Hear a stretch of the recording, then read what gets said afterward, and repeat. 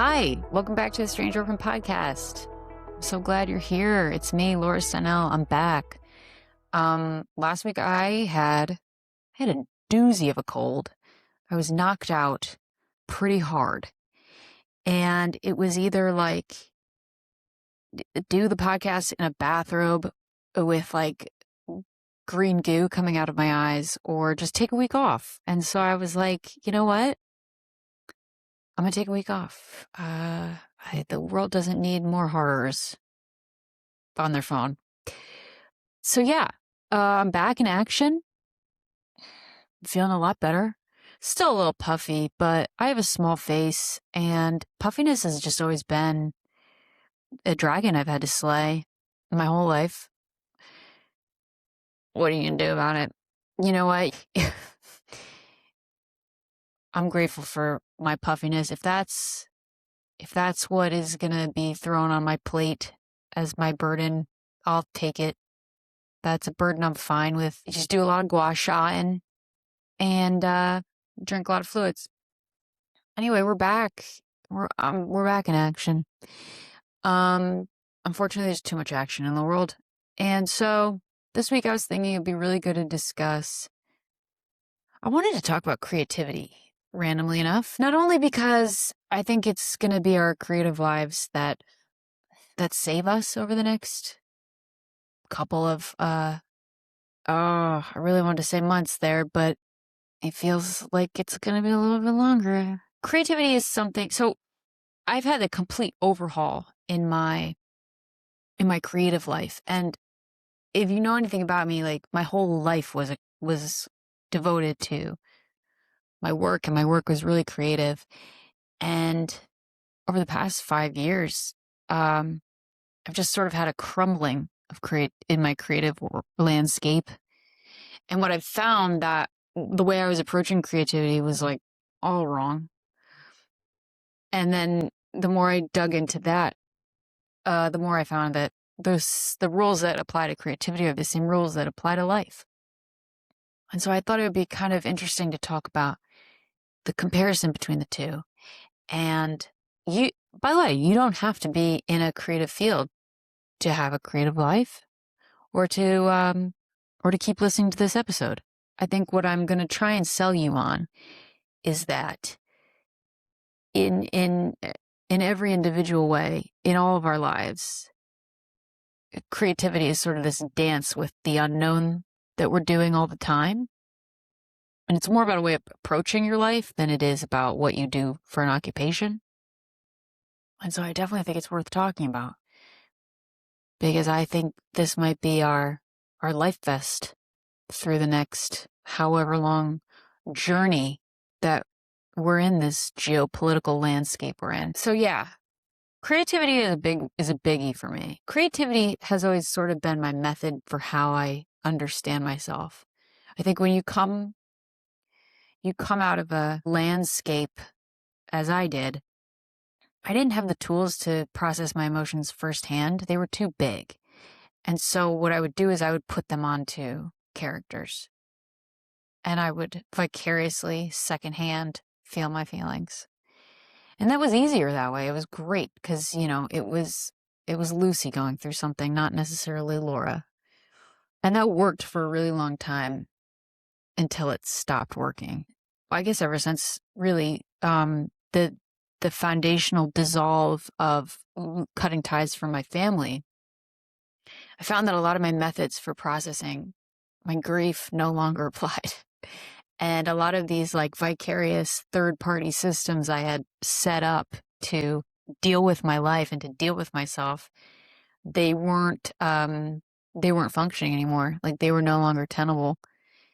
When this sort of familial dissolve happened, I also had a complete crumbling of, it's, people don't tell you, when you break up with your family, a lot of your life breaks apart. And not only did I lose my family, I lost my old version of my life, and I lost my old version of myself, which contained my creative toolbox. I sort of got crumbled over the past 5 years. And in this process, my creative toolkit was taken away. And I believe this happened because it was a coping mechanism in a lot of ways. If you come from a crazy enough house, you're not just highly creative, you're also disassociating. It's probably not funny. It's not funny because it's how I survived trauma. But hey, it worked for a really long time. Fantasy was like my bread and butter. I loved fantasy. It was great.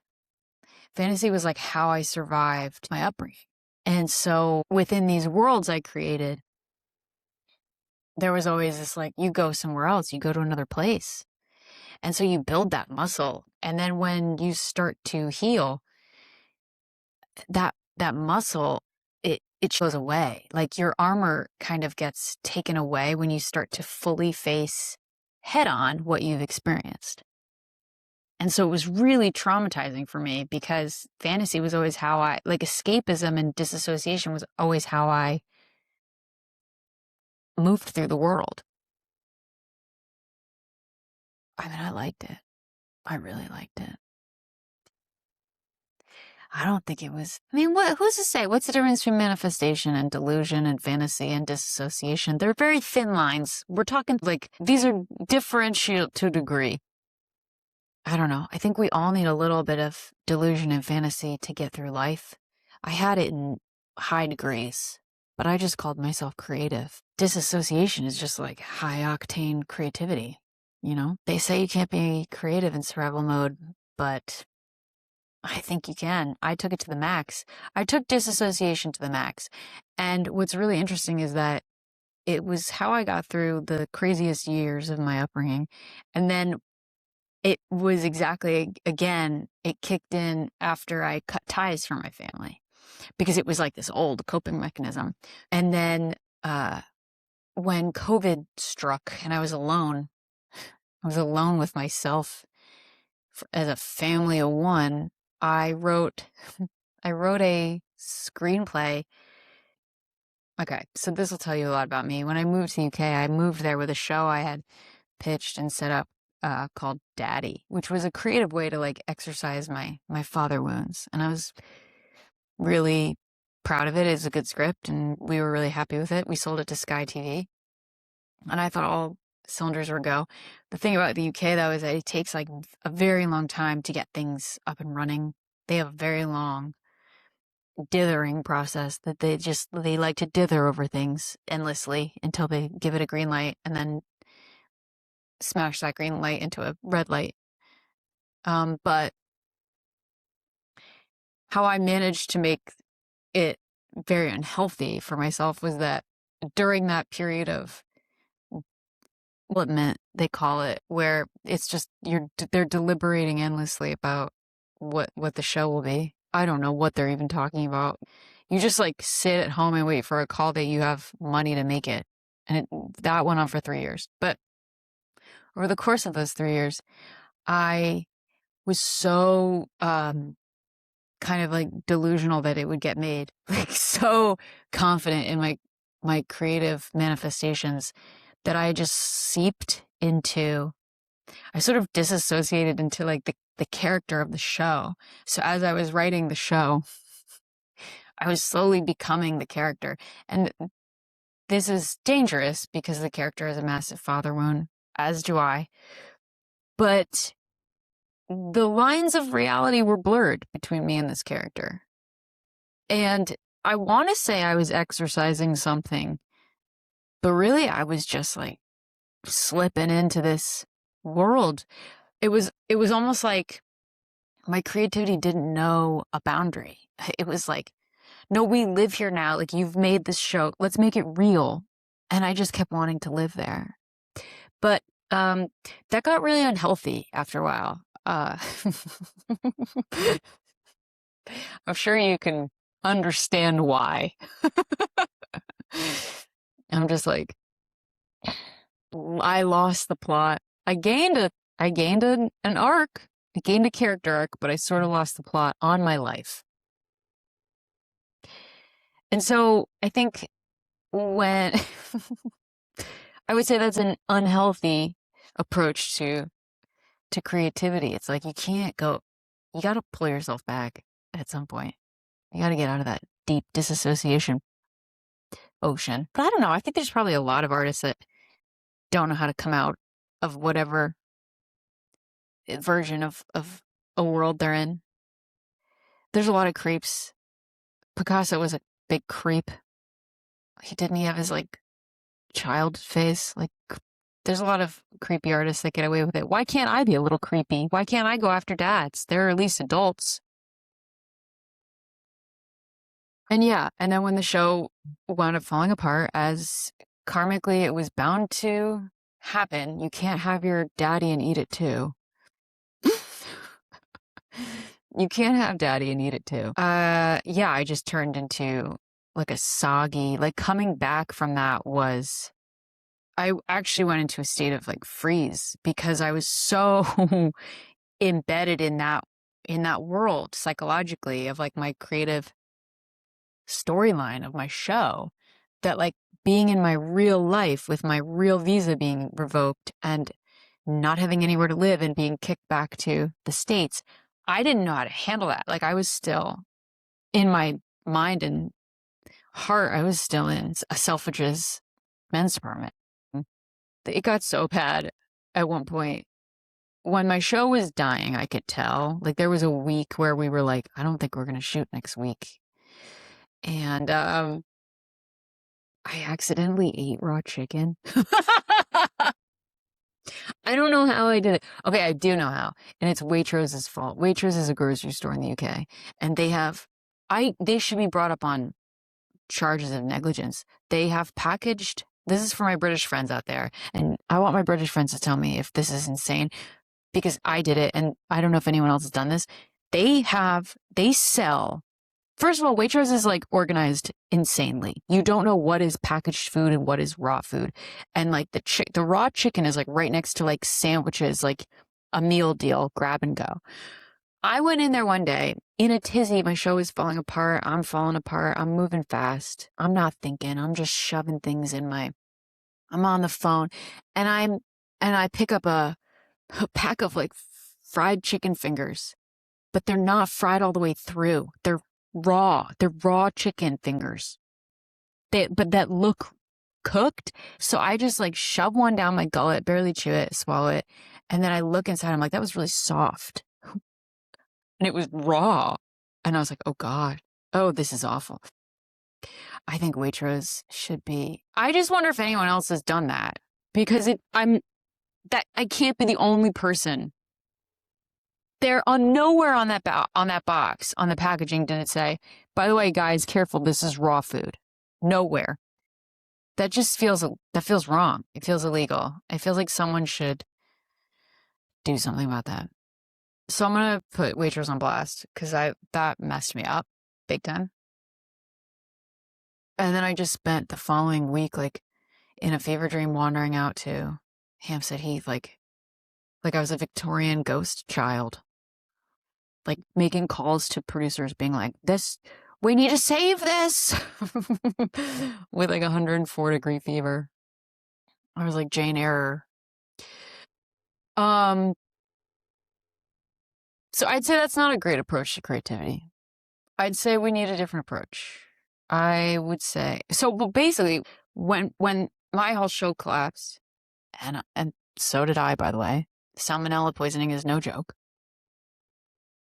When my show collapsed, a lot of my creative tentpoles also collapsed because in that happening, I had to face a lot of grief. I had to face you got to face the music.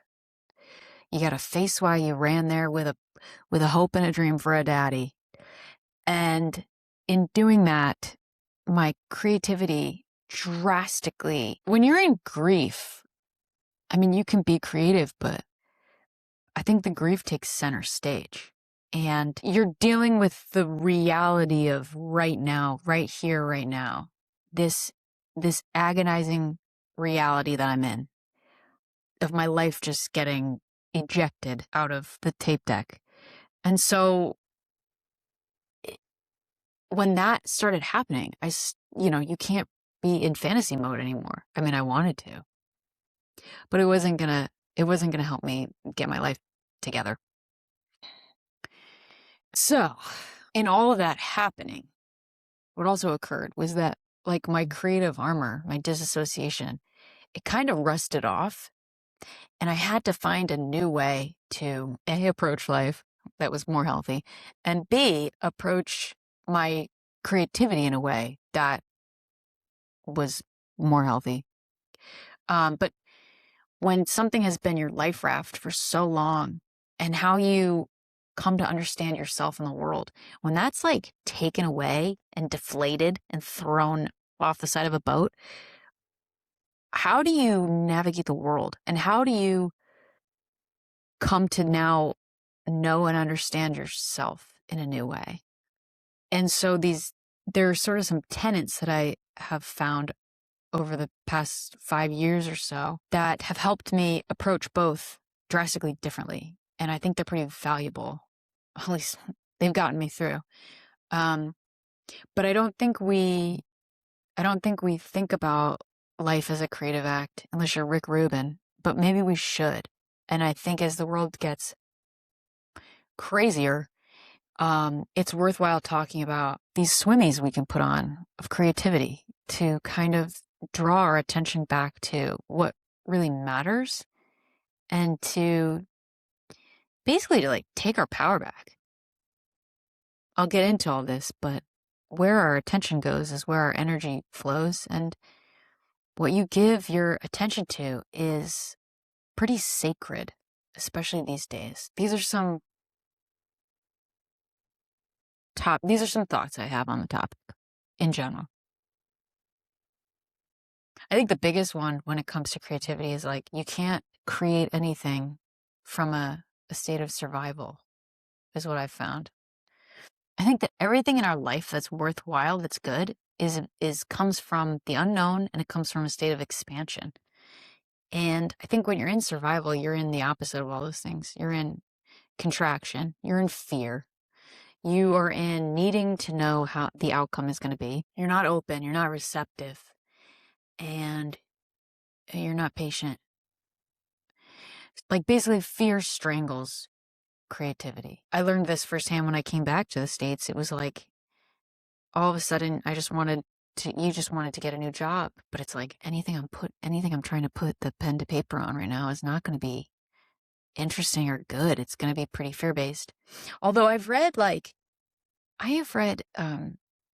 about Dostoevsky, and I also think Gogol. There were a lot of like Russian authors that had to write under the threat of being arrested. I think the brothers Karamazov, I don't know if that's how you say it. I don't know. I think a lot of Russian authors had to write with like the threat of being arrested unless they finished their book, which I think is crazy. That's quite the deadline. That's like a literal deadline.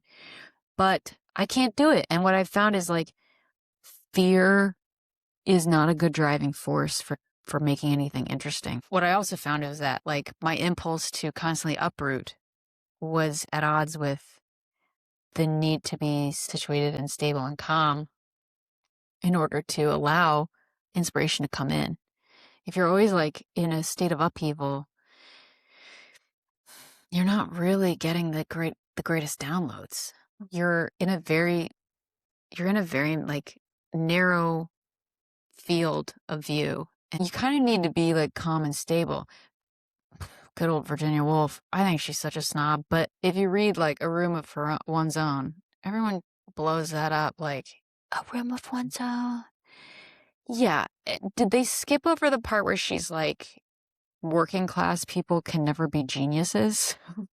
She was such a snob, but what she was saying had truth in it, which was that you need to be well rested and well fed to be able to dance with creativity.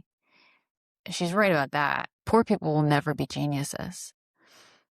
It's like, okay, like, chill out. You've had a lot of support, Virginia. You have a room of your own. But the note behind the note there is like, you need to be stable, because you need to allow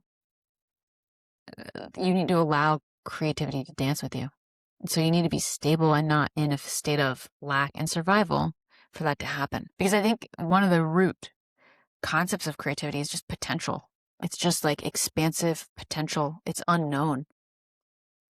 And when you are trying to outrun some old crazy house and the trauma that you've survived, it's really hard to sit in the unknown. Your nervous system also almost doesn't have the basis for it. That's why, I disassociated so much. When you're in fear and lack, it's hard to be expansive. It's hard to be open. It's hard to have an antenna to the potentiality of something. You're just bracing for impact all the time. So, yeah, I think getting ourselves out of survival as much as possible is a good idea. And leaning more towards the creative part of the brain, even when things are uncertain. It's still a way you can lean. And I've been trying to lean that way more and more. But first you got to calm down. You got to regulate. Another tip I've learned in this whole process, and this is a big one, this sort of chased me around Los Angeles, is like, don't be a disaster artist. Like, don't sabotage your own stuff, you ding dong. I had such a deep fear of being seen because of shame, because of the shame that gets pumped into you in these crazy homes. I had such a deep fear of being seen that I could make the work. And then when I went to sell it, I would find a way to like kill it. So you're just in this spiral of like not knowing why you're not progressing out of it. You don't know what's happening. But like I would find something wrong with the deal, or I would find something wrong with the production company that wanted to make it, or I would find something wrong with the talent that wanted to jump on board. And I couldn't see what I was doing. Like, I thought I was just highly critical. No, that's self-sabotage. I was a disaster artist. And we can do the same thing in life. Like, the relationship that starts to get intimate, we can crush it before they see into us too clearly. So don't be a disaster artist in your work and in your life. All right, so another one that I've come to terms with is the more you know, the less, that's not what I wrote. The less you know, the better it'll probably be. I'm someone who very much likes control on my terms, And I think that's where I was attracted to screenwriting to begin with. Well, I would often hear dialogue and I would hear characters, as like tangential versions of myself. And so it was how I could weave things in. But I also really liked screenwriting because it had sort of a structure to it that you knew how to navigate your way forward a little bit. There were like goalposts along the way with movies. And I really liked that. I really liked the bumper rails of the bowling alley. And unfortunately, when you like structure, when you like control that much, you can very easily get stuck at the stage of, well, this won't work, so let's scrap it. And what I found is like that control of like knowing where you're going and like knowing how it'll end can actually be really dangerous and toxic to something creative. Again, that got wiped out when I came out of the other side of London. Suddenly now I'm getting these creative downloads that are powerful and cool and visual, but I don't know what they are and I don't know what they mean. I have no control all of a sudden, and I don't know how to shape these things. I don't know what to make of any of it. I'm not just seeing characters and hearing dialogue. This is like a totally different terrain. And I should be excited about it, but because I loved control so much, like I wanted to know what it wanted to be. And sometimes you gotta have to wade through the unknown with stuff for a lot longer than you'd like.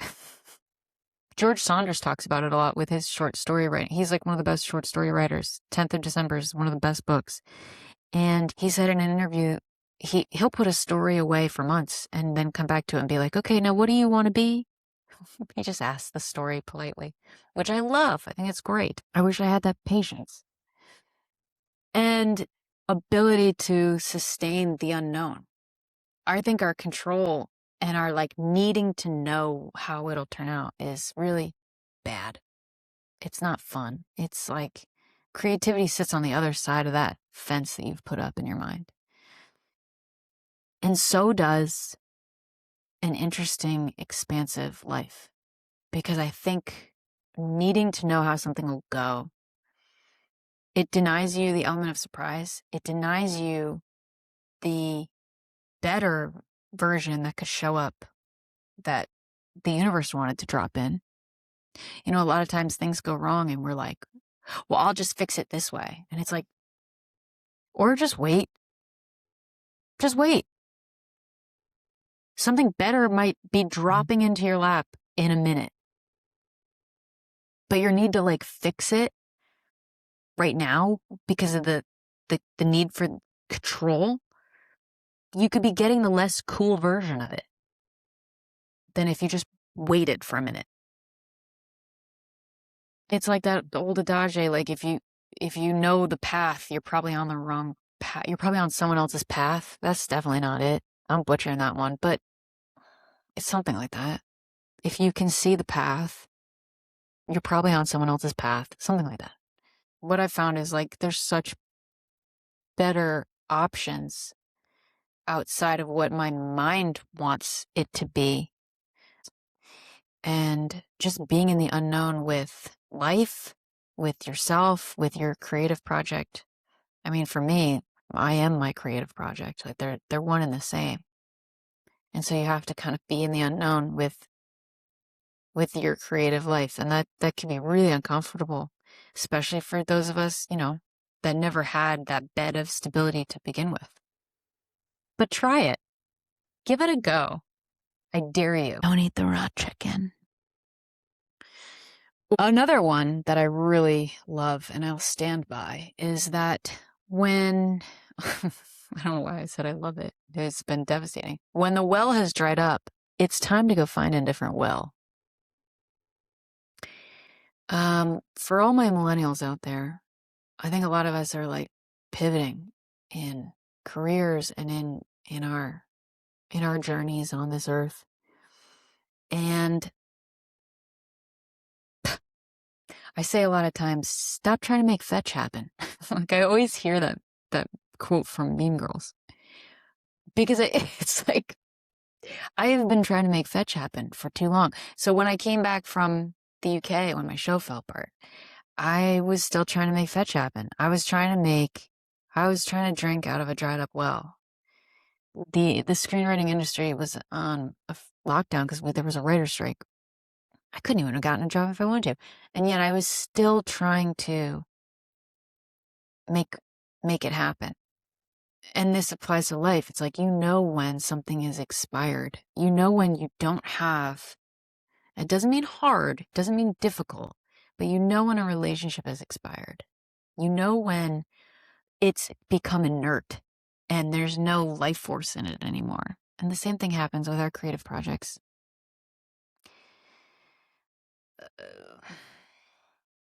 And everyone's like, the power of the pivot. They make it sound so easy, but it's really hard when I don't know why I just got emotional. This is so dumb. But I think because it was my life raft out of that crazy house. And so you're like, this is my life raft. Don't take away my life raft. Especially when there's no other flotation devices around you. You're just out there in the ocean with yourself. But that's probably the point, you know. Anyway.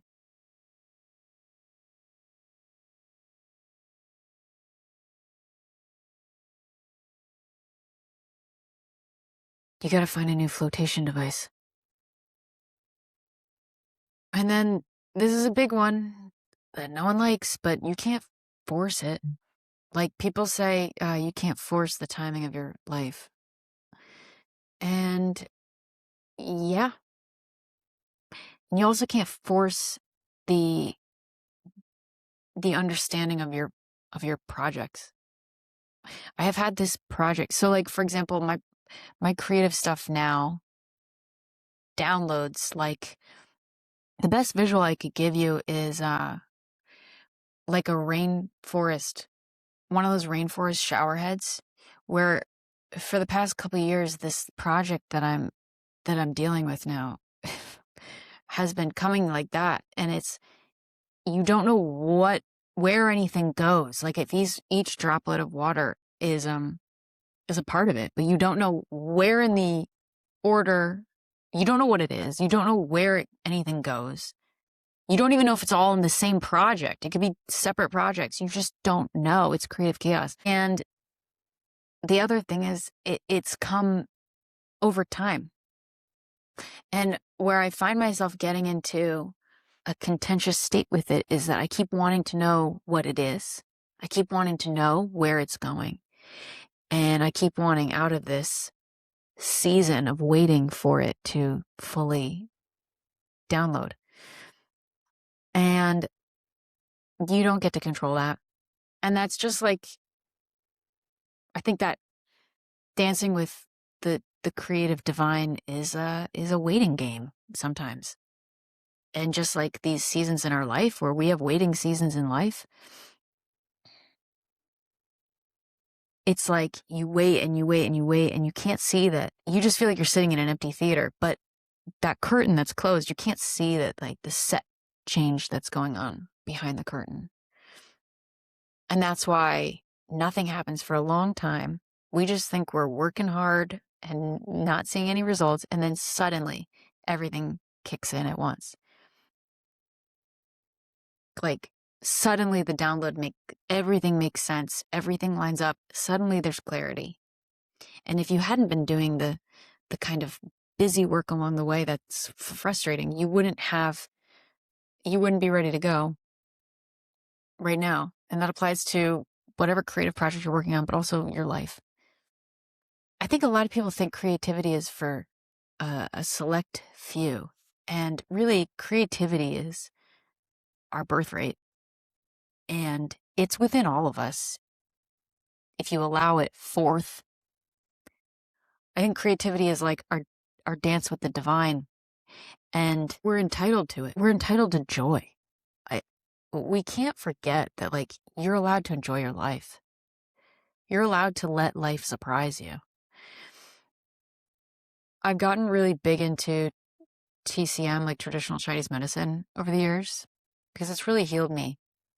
But more so because I like the unity. Like there's such a cohesion between how the organs and nature and the elements and the regions of the body, the meridians, they all talk to one another. There's like this sort of like mandala of health that the traditional Chinese medicine doctors abide by.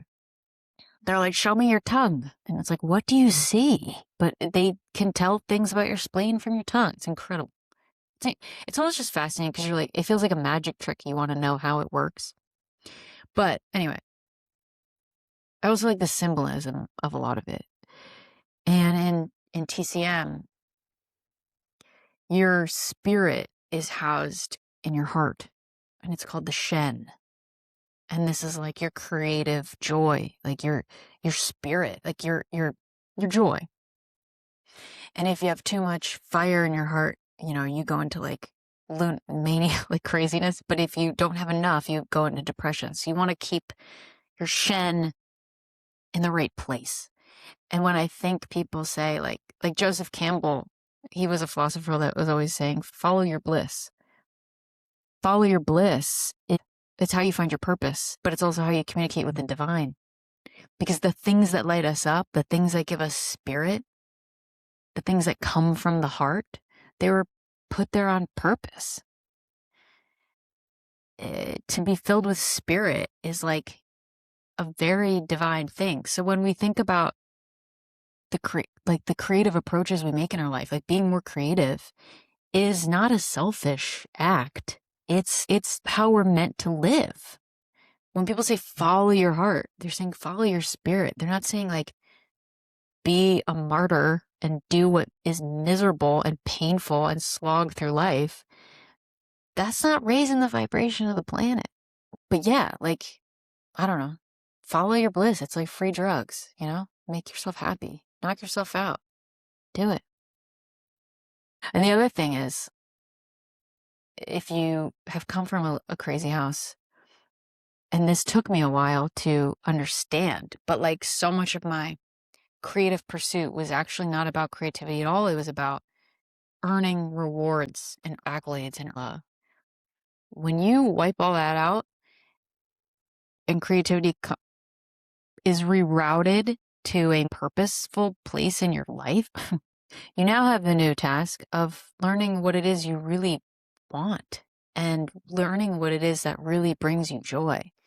And I'll tell you, when you come from a crazy house where you've never had time to sit in that place of just focusing on what you like, you don't know what your passions are. You don't know what your interests are. So I think taking time to explore those things is super vital because, again, behind them is our spirit, which is like your antenna to the divine. That's your antenna to the universe. You got to take time to sit with that. It's a big one. I'm still doing it. I'm still like, what do I like?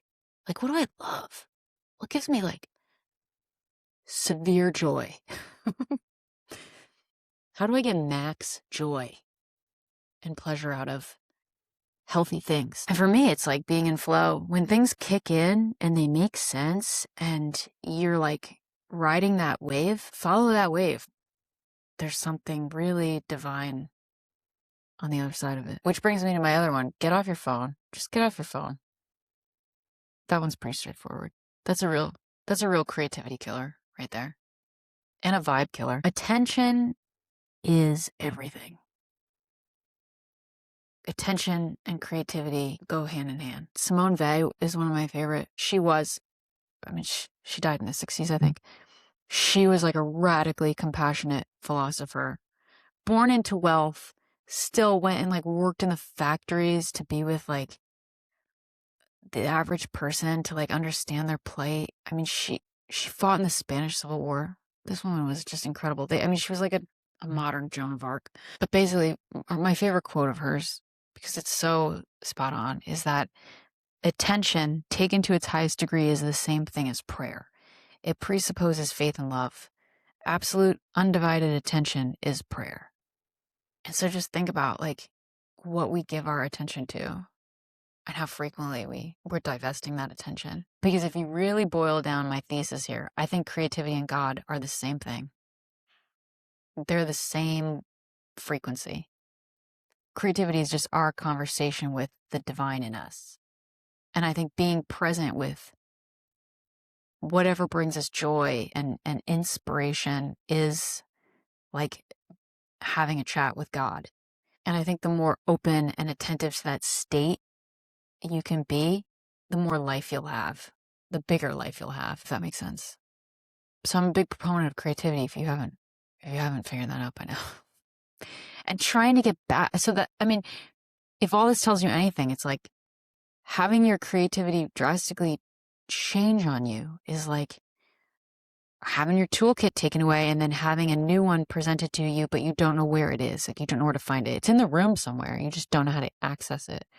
And so I've had to like recalibrate my antenna to the divine. And it's more powerful now, but it definitely took a minute of getting used to bringing my attention back to something instead of escaping.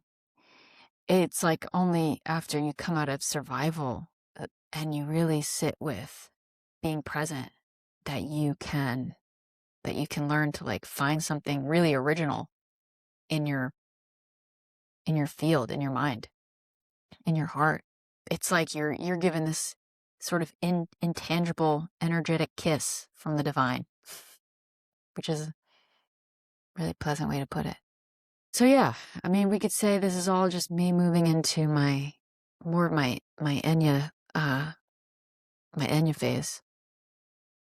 But I think I'm throwing out the old structured.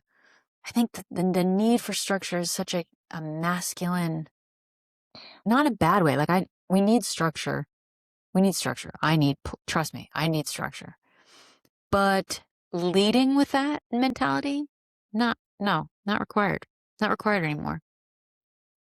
Once I found structure within myself, you then have the capacity to go out and find what's in the ether around you. But I don't want to lead with structure anymore. It's just way less interesting. I don't think Enya writes her songs starting with structure. You know? So if I have convinced you of anything this week, it is to put down your phone and to get curious about your creative armpit. Get curious about what makes you feel creative. And it could be anything. I met somebody on the street the other day that was like, yeah, I was a therapist for 15 years and then I quit and suddenly became a carpenter on boats. And I was like, I get it. I deeply get it. Say no more. Like he just wanted to work with wood and make something out of it. And I was like, work with your hand. I get it. I wouldn't want to listen to people's problems anymore either. There's nothing indulgent. There's nothing wrong with being a little more focused on your joy and a little less focused on the people destroying the world right now. So indulge in those moments. That's a prayer. That is a prayer. Yeah, that's my spiel on creativity. I hope we all find a way to incorporate more of it into the landscape. It's that or like start a homestead, which I'm also down for. Although I just don't have any experience. I was talking to my accountant today, and she basically has a homestead in Arizona. And I was like, well, do you need anybody to come live on it? She was like, gotta go, bye. So maybe that's my new creative exploration. All of a sudden, I'm like into solar panels and like chicken coops and land. I'm like, how much land you got? How many acres? Anyway, this has been real. Thanks for hearing me out on my creative soapbox. Hey, here's something creative you could do. Subscribe to Strange Orphan. If you're listening, if you're this deep into the show, for this many episodes in, you have no excuse to not like and subscribe. I'm here for you, except for last week. Be here for me. All right. I love you guys very much. Thanks for tuning in, and I will see you next week. Take care.